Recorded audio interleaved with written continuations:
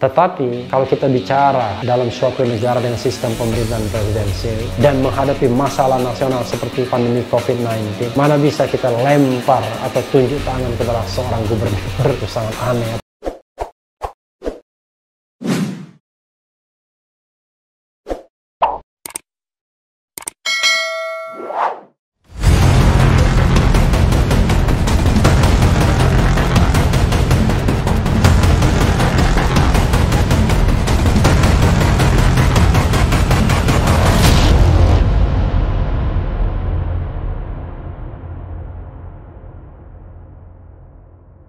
Assalamualaikum warahmatullahi wabarakatuh, Sobat RH sekalian.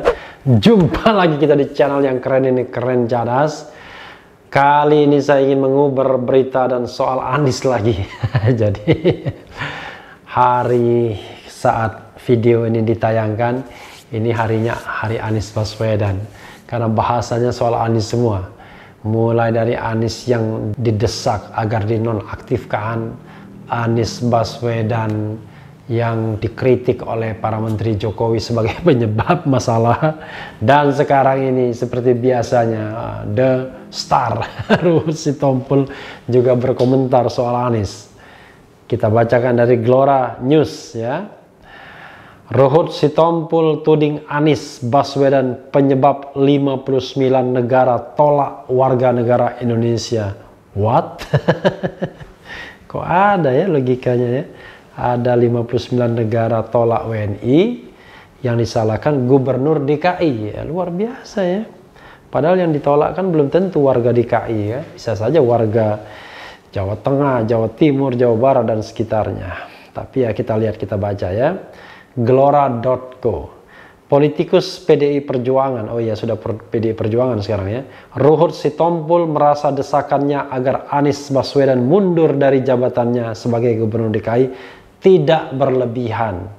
Ya, saya mengatakan orang mau minta mundur ya terserah saja ya, boleh-boleh aja ya. Jangan sampai kalau minta mundur Anies itu dibilang nggak apa-apa, tapi minta mundur presiden dibilang makar. Itu kan nggak boleh itu. Jadi perlakuannya sama saja. Mereka adalah elected official, sama-sama dipilih oleh rakyat, tapi satu tingkat nasional, satu tingkat gubernur.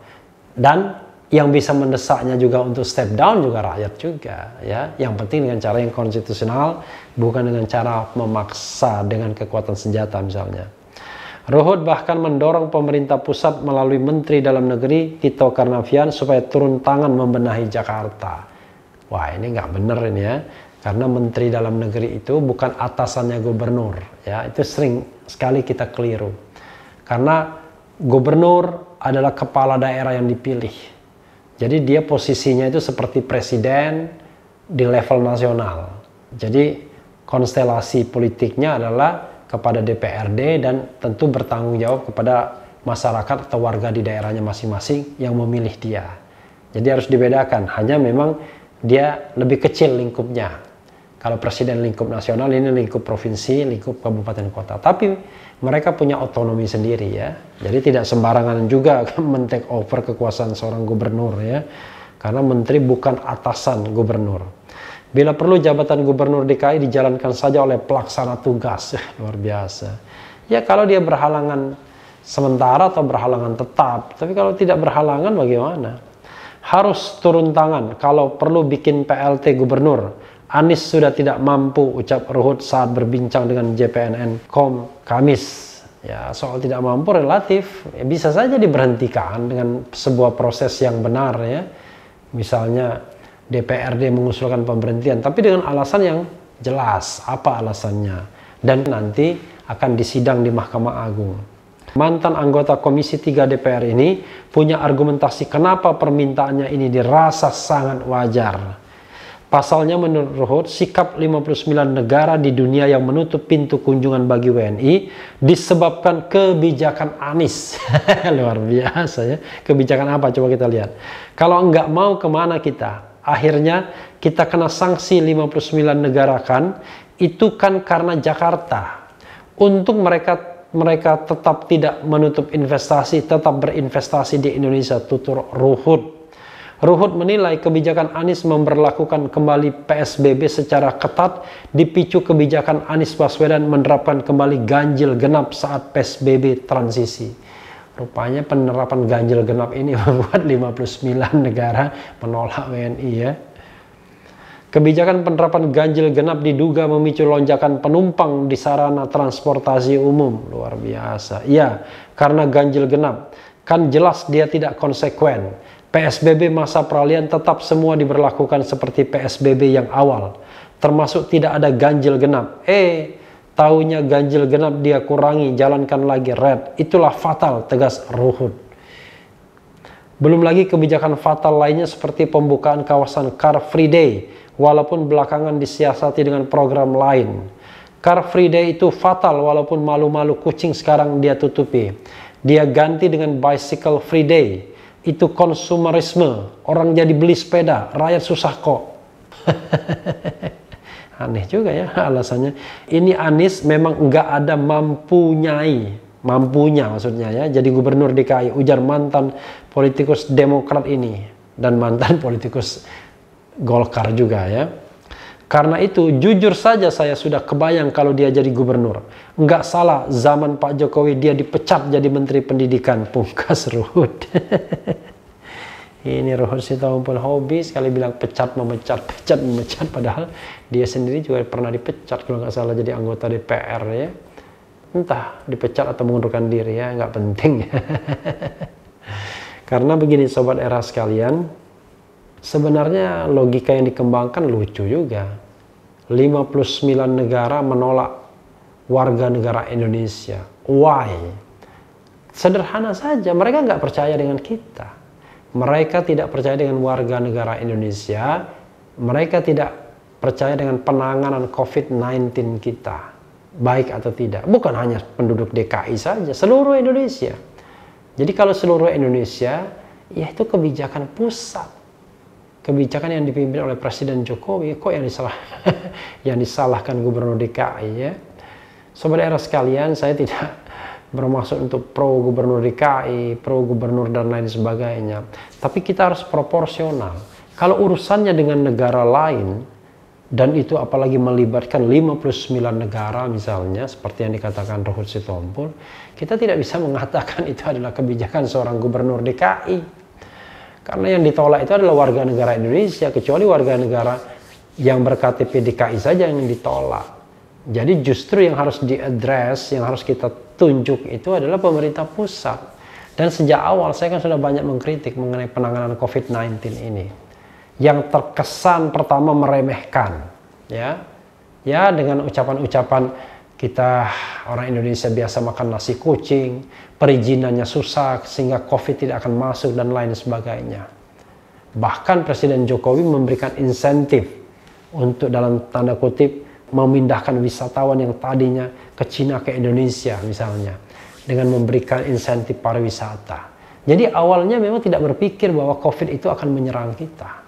Sama percaya dirinya ketika kita mendengar isu tentang SARS, MERS dan lain sebagainya. Kita merasa bahwa kita tidak akan kena, itu hanya di tempat-tempat lain. Apalagi pada waktu itu berkembang pemikiran bahwa COVID-19 itu bisa berkembang hanya di daerah dingin saja, di daerah tropis seperti Indonesia tidak bisa. Ternyata tidak terbukti. Bahkan pada waktu itu Gubernur Anies Baswedan sedang mencatat ada berapa orang dalam pengawasan ODP. Tapi justru dibantah oleh Menteri Kesehatan Terawan yang mengatakan tidak ada kasus COVID, akhirnya ditemukan pada bulan Maret. Dan ketika kita sudah punya kasus COVID yang nyata, pemerintah pusat bukannya bersegera untuk membuat kebijakan lockdown misalnya atau PSBB, tapi justru seperti nari pucu-pucu dulu, maju mundur, dan akhirnya ketika kebijakan itu diambil ya sudah sangat terlambat. Kasusnya Maret, ingat PSBB pertama itu baru pada bulan April, tanggal 10 April. Jadi sudah berlangsung selama setengah bulan lebih, padahal kalau kita bicara tentang penyebaran virus ya cepat. Mereka penyebarannya kan eksponensial. 1 bisa 2, 4, 8 dan lain sebagainya.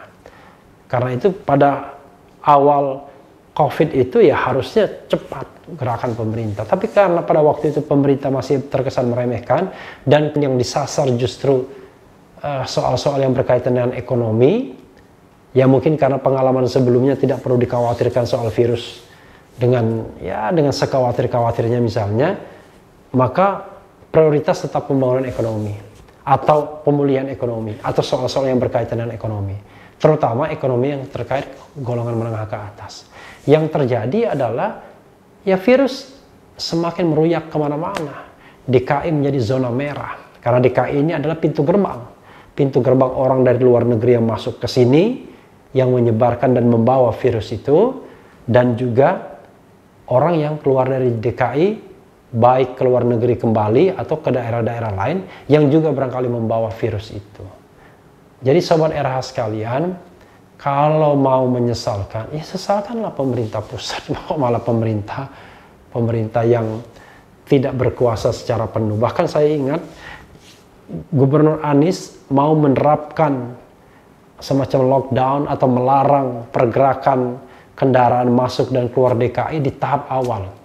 Tapi ingat, justru yang menentang adalah ya Menteri Perhubungan misalnya pada waktu itu, yang kalau tidak salah ad interim ya, karena Menteri Perhubungannya sedang sakit. Lalu dia juga ingin menerapkan PSBB di tingkat awal lebih dulu, tapi ternyata belum bisa karena belum ada aturan pelaksanaannya berupa peraturan pemerintah dan peraturan menteri.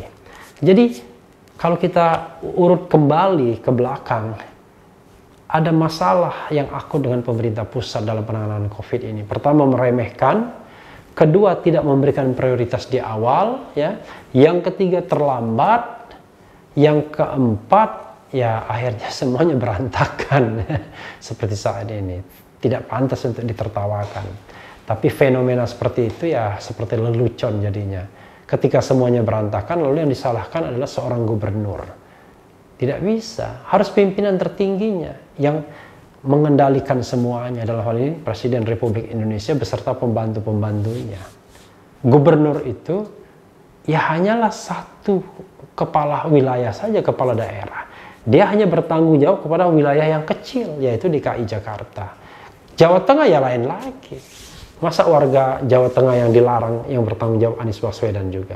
Tidak bisa juga kesalahan ditimpakan kepada Ganjar Pranowo. Tidak bisa ke Ridwan Kamil atau gubernur-gubernur lainnya, termasuk Nurdin Abdullah dan lain sebagainya.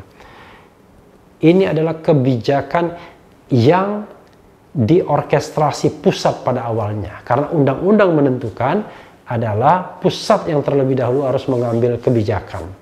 Ketika dinyatakan keadaan darurat, maka kebijakannya adalah kebijakan tentang darurat kesehatan masyarakat. Ketika kebijakannya adalah darurat bencana nasional, maka deklarasi darurat bencana nasional itu yang harus di leading sektornya adalah kepala BNPB atau BNPB, Badan Nasional Penanggulangan Bencana. Nah, masalah yang keempat adalah yang saya katakan tadi, satu, meremehkan, ya, yang kedua tidak memprioritaskan, yang ketiga terlambat, yang keempat kacau koordinasinya. Deklarasi darurat kesehatan masyarakat, tapi tidak memberikan leading sektor kepada Menteri Kesehatan. Deklarasi bencana nasional, darurat bencana nasional, tidak memberikan leading sektornya kepada Kepala BNPB sebagaimana amanat undang-undang. Malah sekarang membentuk badan lain, yaitu komite yang menyatukan antara penanganan COVID dan pemulihan ekonomi, diketuai oleh Menteri Perekonomian. Terlihat kan perspektifnya lebih banyak ekonominya. Lalu pelaksana hariannya juga Menteri di bidang ekonomi, yaitu Erick Thohir. Barulah kemudian di bawahnya Kepala BNPB, lalu di bawahnya lagi Satuan Tugas Pemulihan Ekonomi. Kesehatan entah di mana ya, memang bagian dari salah satu unsur ketua, wakil ketua atau anggota di dalam komite tersebut, tapi bukan leading sektor lagi, baik itu kesehatan maupun BNPB. Jadi sobat era sekalian, saya mungkin tidak baik salah menyalahkan, tetapi kalau kita bicara dalam suatu negara dengan sistem pemerintahan presidensil dan menghadapi masalah nasional seperti pandemi COVID-19, Mana bisa kita lempar atau tunjuk tangan kepada seorang gubernur. Itu sangat aneh, apalagi ketika berkaitan dengan 59 negara menolak WNI untuk datang. Tidak bisa kita katakan bahwa itu adalah kesalahan seorang Anies Baswedan, kesalahan Ganjar Pranowo, kesalahan seorang mungkin Ridwan Kamil atau gubernur, bupati, wali kota lainnya. Tapi harus take over pemerintah pusat.